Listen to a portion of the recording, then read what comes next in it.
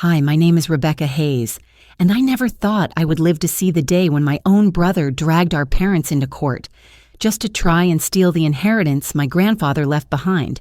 It sounds unbelievable, right? But I promise you, every word I'm about to tell you is true.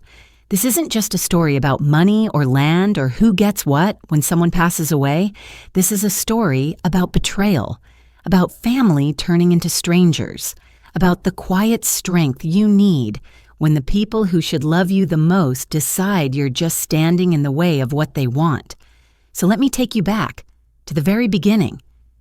I grew up in a small town in North Carolina, on a stretch of land that had been in my family for generations.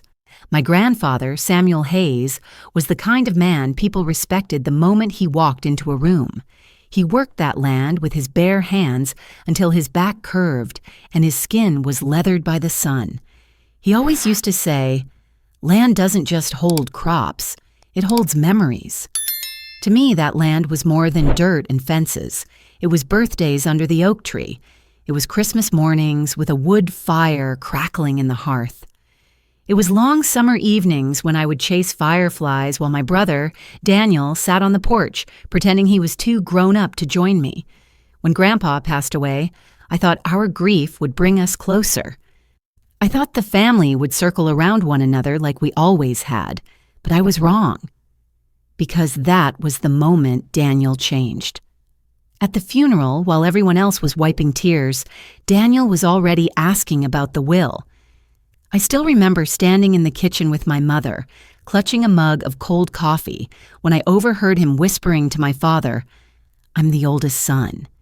You know the land belongs to me. Rebecca doesn't need it." My heart sank. It wasn't just the words, it was the certainty in his voice, like the decision had already been made and my existence didn't matter. But my grandfather was a fair man.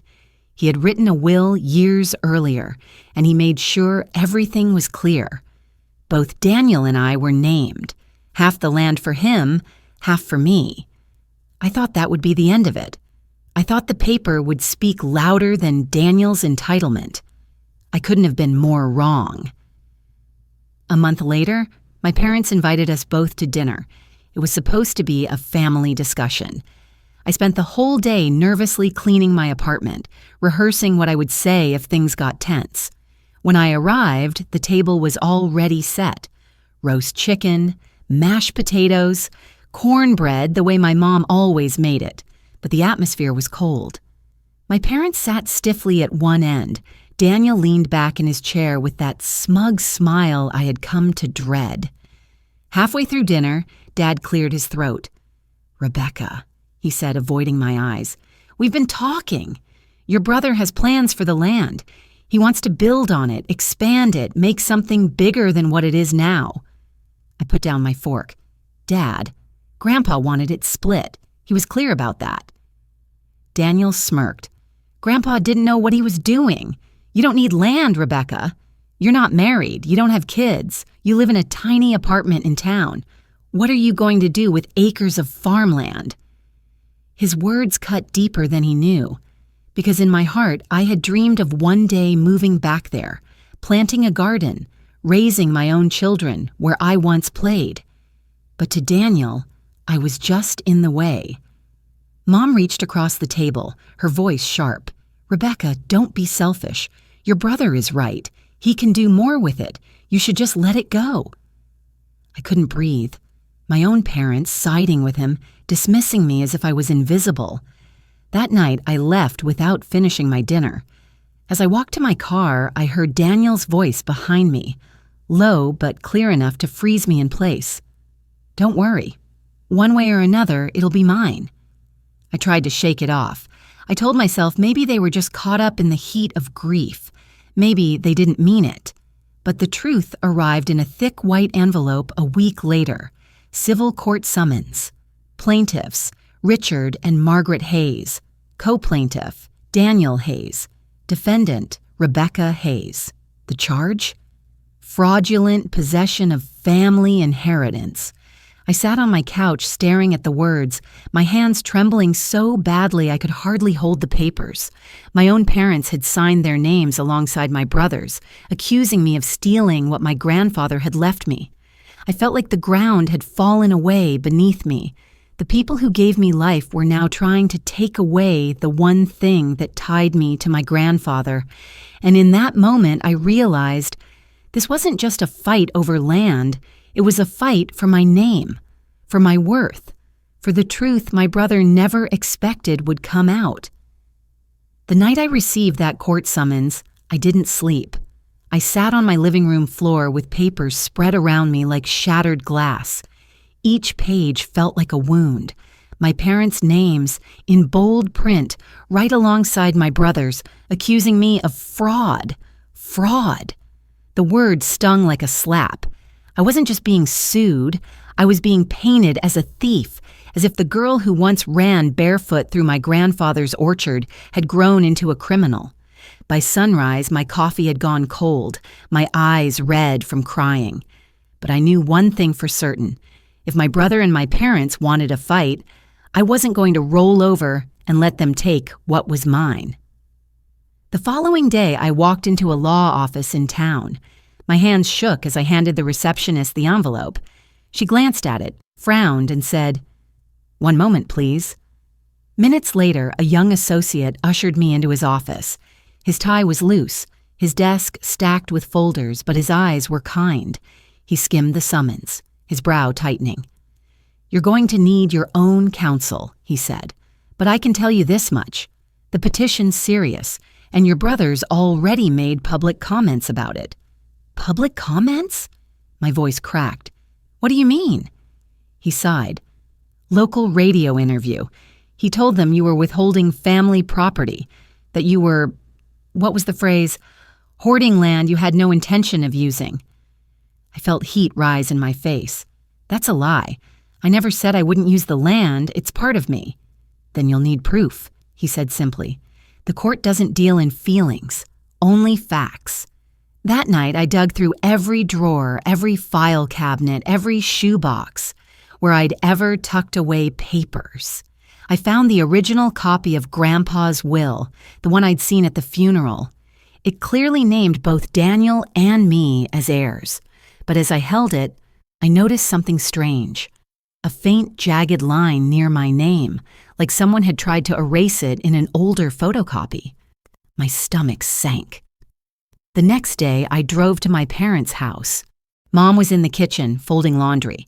She didn't look surprised to see me, just tired, as if she had been expecting a confrontation. "Why are you doing this?" I asked, my voice trembling. She didn't meet my eyes. "Because it's the right thing, Rebecca. Daniel is the one who will carry on the Hayes name. The land should be his." "The will doesn't say that," I fired back. "Grandpa wanted us to share it. Both of us." Her hands stilled on the laundry. Finally, she looked at me, her eyes cold. "Do you really think your grandfather meant for you, a single woman with no family of your own, to manage land like that?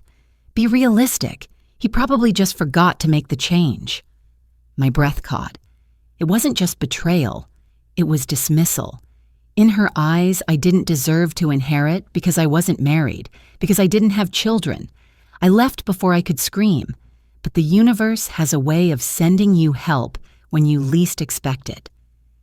2 days later, I received a call from my neighbor, Mrs. Langley, a sharp-eyed woman in her 70s who had lived across from my grandfather's farm for decades. "I heard about the lawsuit," she said softly. "I just want you to know. I was there the day your grandfather signed the will. He told me himself he wanted you to have part of that land. He said Rebecca has a good head on her shoulders. She'll keep this place alive." Tears welled in my eyes. "Would you be willing to testify to that?" "Of course," she said without hesitation. "Your grandfather was a man of his word, and I won't let anyone rewrite history." Her words gave me hope. But then came the second blow. While sorting through a pile of unopened mail, I found a letter addressed not to me but to Daniel, with my address listed as his residence. It was from the bank, confirming his account had been updated with my grandfather's property as his home. My pulse pounded. He wasn't just claiming the land, he was already trying to establish himself as the rightful resident. The next morning, I marched into the local bank branch, the letter clutched in my hand. "There's been a mistake," I said firmly to the teller. "This property belongs to me. My brother doesn't live there." She hesitated, then checked her computer. According to our records, Daniel Hayes filed a notarized lease agreement last month. It states he lives at the property. "A lease agreement?" My voice rose. "I never signed any lease." She shifted uncomfortably. "It was signed by a Margaret Hayes. That's your mother, isn't it?" I felt like the air had been sucked out of the room. My own mother had signed a fraudulent lease to make it look like Daniel lived there. When I got back to my car, I gripped the steering wheel so tightly my knuckles went white. This wasn't just Daniel's doing. My parents were actively helping him rewrite the truth. That night, I called the one person I trusted completely, my best friend, Claire Donovan. As soon as she answered, I broke down. "Claire, they're trying to erase me. My brother, my parents, all of them." "Rebecca," she said firmly, "listen to me. This isn't just a family squabble anymore. This is fraud. You need to gather everything. Texts, emails, receipts, witnesses, every shred of evidence that proves this land is yours. Because they are building a case against you, and the only thing that will save you is proof." Her words steadied me. I hung up and went straight to work. I pulled property tax receipts, mortgage records, even emails where my grandfather talked about how proud he was that I'd be part of the inheritance. Each piece of paper felt like a shield, but it wasn't until I stumbled across an old USB drive in one of Grandpa's desk drawers that I found the first smoking gun. On it was a scanned copy of his first draft of the will, dated years before the final version. And there, clear as daylight, was my name. Written in his own hand, underlined as if to make sure no one ever forgot it. Someone had erased me later, but Grandpa hadn't, and in that moment I knew I had a chance to prove that my brother's lies and my parents' betrayal would not stand. I didn't sleep much after finding that old USB drive. Every time I closed my eyes, I saw the words my grandfather had written, my name underlined in his will. Proof that he intended for me to inherit part of the land. That single document lit a fire inside me. This wasn't just about defending myself anymore. It was about protecting his legacy. The next morning, I dragged a heavy metal lockbox out from under my bed. Inside were stacks of manila folders stuffed with paperwork from the past 5 years, tax returns, property receipts, old letters, and photographs. If my family wanted to erase me, I was going to make sure the truth had so much weight behind it that the court couldn't ignore it. I started with the basics. The deed, stamped by the county clerk, showing my grandfather as the original owner and naming me and Daniel as heirs. Mortgage and property tax statements in my name since the estate was probated. Bank records showing the payments I made to maintain the property after my grandfather's passing. But I knew paperwork alone might not be enough. My brother's lawyer would argue, twist, and spin until the truth sounded like a lie. I needed people, voices who could stand beside me and say, "Rebecca is telling the truth." My first stop was Mrs. Langley, my grandfather's neighbor, who had already promised to testify.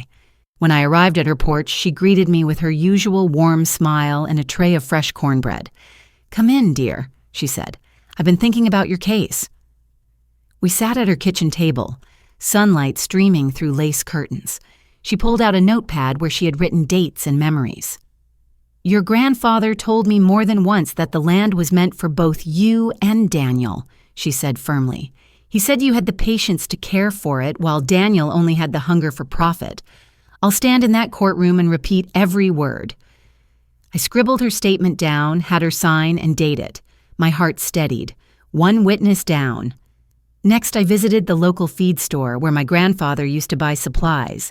The owner, a gruff man named Tom Barrett, raised an eyebrow when I explained my situation.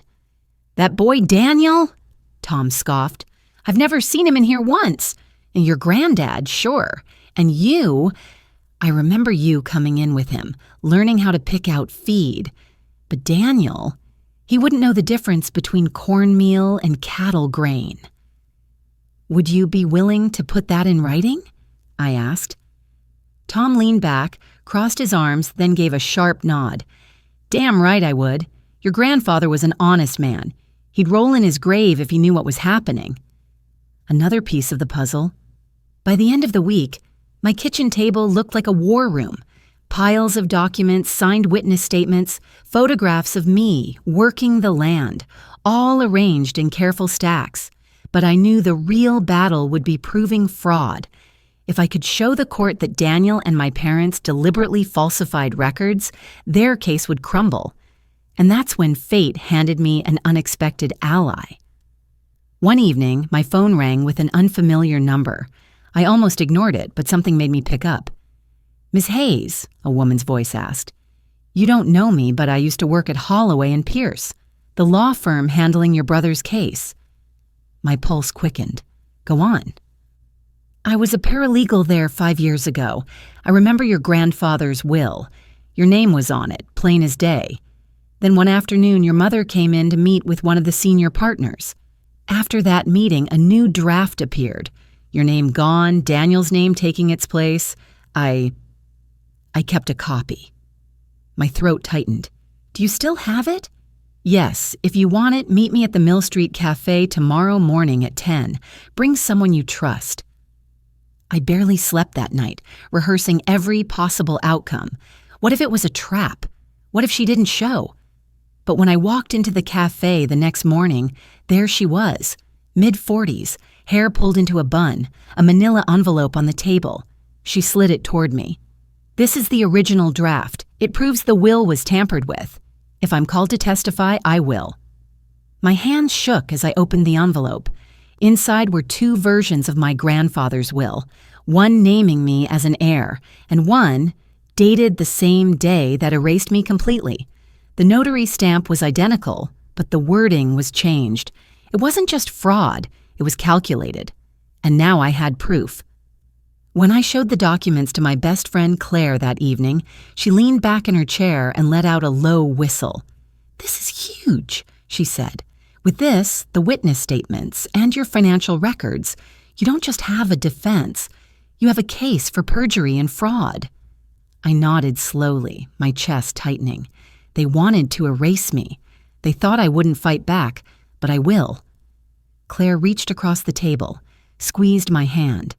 "Rebecca, you're stronger than they ever gave you credit for, and now you got the truth on your side."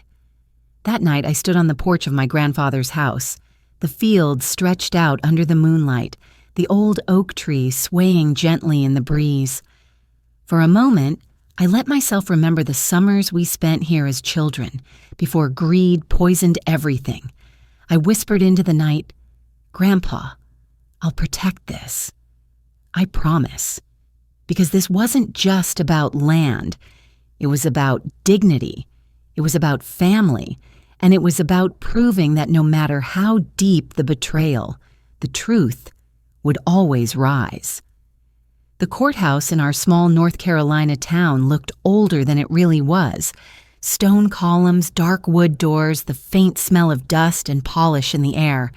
Walking up those steps with Claire by my side, binder clutched tightly in my hands, felt like stepping into another world. This wasn't just about family anymore. This was about truth. When we entered the courtroom, my breath caught.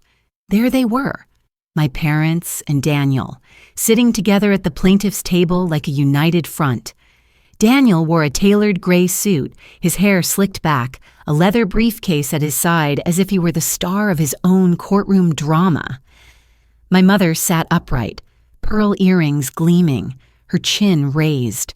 My father stared straight ahead, his jaw clenched, refusing to meet my eyes.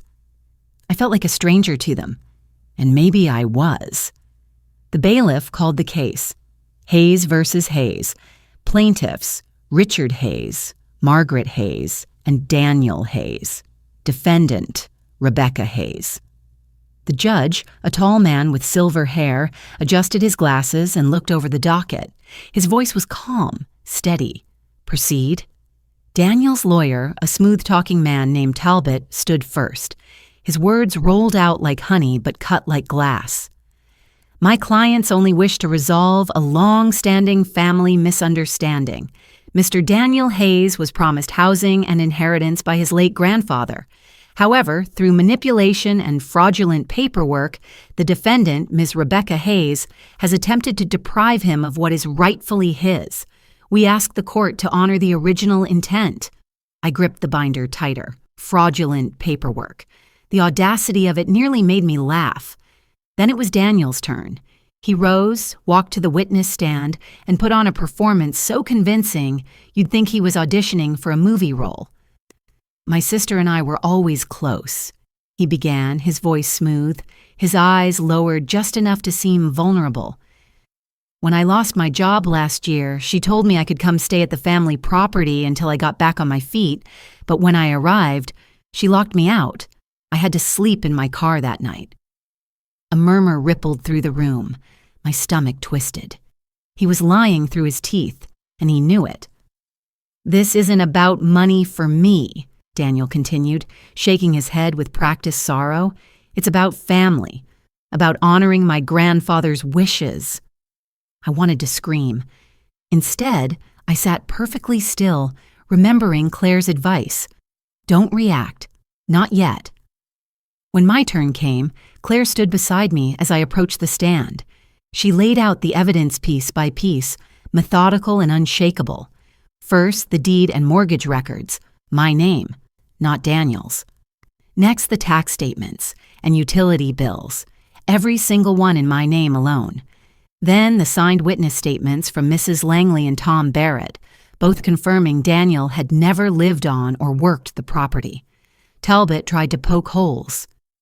"Miss Hayes, isn't it true that you could have allowed your brother to stay regardless of legal ownership?"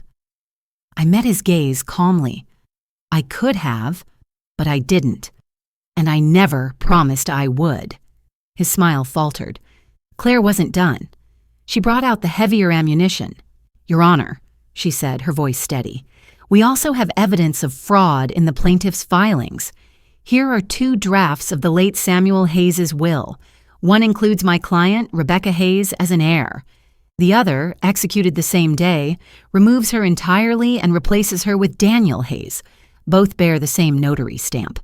She handed the documents to the judge. The room went silent. Talbot objected, of course, claimed it was irrelevant, but the judge overruled him.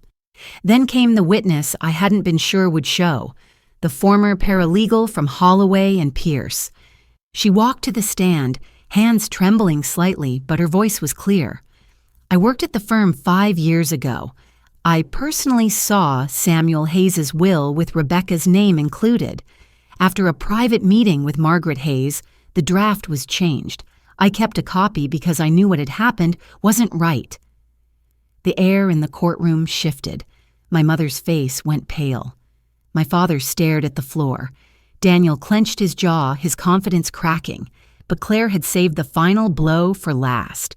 She placed a small recorder on the evidence table. "Your Honor, this is an audio recording made last month." The judge listened through headphones. When he looked up, his eyes were sharp. "Mr. Hayes, do you dispute that this is your voice?" Daniel squirmed. "No, Your Honor, but—" The judge raised a hand. No explanation needed. The recording was simple, damning. "I don't care about the land. I just don't want her to have it." The words echoed in the room like a bell tolling. By the time both sides rested, the atmosphere was heavy with unspoken truths. The judge leaned back, steepled his fingers, and said, "I will review the evidence carefully and issue a written decision within 30 days." As we filed out of the courtroom, I passed Daniel. For a fleeting second, I searched his eyes for the brother I used to know, the boy who once chased fireflies with me under the summer sky. But all I saw was a man consumed by greed. Outside, the autumn air hit me like a cleansing wind. Claire stopped at the top of the courthouse steps and touched my shoulder. "You did well, Rebecca. You stayed calm. You let the truth speak. That matters." I nodded, my throat tight. "I don't want a settlement. I want the truth on record." She smiled faintly. "Then we keep going." That night, back at my grandfather's house, I lit a single lamp and spread the binder open on the kitchen table. It wasn't just paperwork. It was the story of my life, the evidence of my worth, the record of every step I had taken to honor the man who raised me. No matter what the judge decided, I knew one thing for certain. They had tried to erase me, but I had spoken, and I would not be silenced. The letter from the courthouse arrived on a gray Thursday morning. It was thin, just a few pages, but it might as well have weighed 100 pounds. I sat at the kitchen table staring at the envelope like it was a live wire. My hands hovered above it, afraid to tear it open, afraid of what waited inside. Outside, the autumn rain tapped against the windows, steady and relentless, like the beating of a drum. For weeks I had lived in limbo. Every night I replayed the trial in my mind. Daniel's lies, my parents' cold stares, the paralegal's brave testimony, the sound of my brother's voice captured on that damning recording. I don't care about the land, I just don't want her to have it. Now, finally, the decision was here. I slid a knife under the seal, unfolded the crisp pages, and began to read. The decision of the court. The property at Maple Hollow Farm remains in the sole and rightful ownership of the defendant, Rebecca Hayes. The plaintiff's claim of an implied inheritance agreement is without merit. Further, the court finds credible evidence of deliberate misrepresentation in the plaintiff's filings and refers the matter to the district attorney for review. I read it once, then again, and again, until the words blurred through my tears. I had won. Not just a technical victory, not just a dismissal. The judge had gone further. He had called out the fraud, the lies, the betrayal, and handed it to the DA for investigation. For the first time in months, I felt like I could breathe again. Claire arrived an hour later, her umbrella dripping on my porch. She took one look at my face and broke into a grin. "You got the letter," she said. I handed it to her. She scanned the pages, nodding slowly. "Not just a win," she said softly. "This is a statement. The judge didn't just side with you, he condemned them. That almost never happens." I sank into a chair, my body trembling with relief and exhaustion. "It's over," I whispered. Claire shook her head. "Not entirely. If the DA takes this up, Daniel and your parents could face charges for fraud. Are you ready for that?" I didn't answer right away, because deep down I wasn't sure. That evening, my phone rang. The caller ID lit up with a name I hadn't seen in months, Mom. I hesitated before answering. My chest ached, my hand trembling as I pressed the button. Her voice was cool, almost detached. "Well," she said, "you got what you wanted." I closed my eyes. What I wanted was the truth. What I wanted was to keep what Grandpa left me. What I didn't want was to be lied about by my own family. "You could have just let Daniel have it," she snapped. "Family should come before property." My voice was steady even as my heart pounded. Family should come before fraud, but you made your choice. There was silence. Then the line went dead. 2 days later, I ran into Daniel in the grocery store parking lot. He was loading bags into the trunk of a rental car. His face was pale, his shoulders slumped. For a moment, I saw a flicker of the boy he used to be, the one who shared ice cream cones with me on hot summer days, who laughed so hard he'd fall off his bike. But then his eyes hardened. "You could have let it go," he said quietly. I stared at him. "You could have not tried to steal from me." His jaw tightened. He had no answer. He slammed the trunk shut and drove away without another word. The days that followed felt strange. Lighter, yes, but also emptier. I had kept the land. I had proven the truth. I had stood my ground. But the cost was heavy. My relationship with my parents was shattered. My brother was gone. The family I had once believed in no longer existed. I poured my energy into the farm. I mended fences, painted the porch railings, planted a new row of lavender by the stone wall where Grandpa used to sit. Slowly, life began to feel like mine again. Neighbors stopped by often. Mrs. Langley brought peach cobbler. Tom Barrett dropped off bags of seed, muttering, "Figured you'd need these more than me." People I barely knew from town stopped me at the farmer's market to say they were glad justice had been done. It wasn't the family I was born into, but it was a kind of family all the same. The kind you choose, the kind that shows up when others don't. One evening, I sat on the porch with a cup of tea, the binder of court papers resting on my lap. I flipped through the pages, not because I wanted to relive the pain, but because I wanted to remember.